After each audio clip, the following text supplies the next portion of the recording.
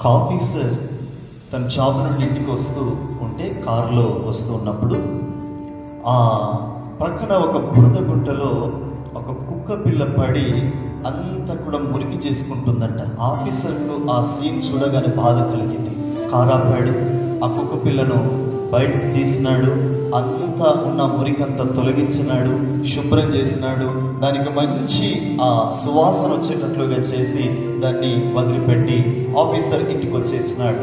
ఇంటికి వచ్చి కాళ్ళు చేతులు బాగా శుభ్రం చేసుకొని ఆ భోజనం చేసి అట్లా సోఫాలో రెస్ట్ చేస్తుంటే ఎవరు వచ్చి తన ఇంటి తలుపు తడుతున్నారంట. ఎవరు తడుతున్నారు అని చెప్పి తాను వెళ్ళి ఆ డోర్ ఓపెన్ చేసేసరికి ఈ కుక్క పిల్ల అట్లా మురికితో ఉన్నటువంటి ఇంకో 10 కుక్క పిల్లల్ని వెంట పెట్టుకొని అక్కడికి ఆయన దగ్గరికి వచ్చేసిందంట. హల్లెలూయా!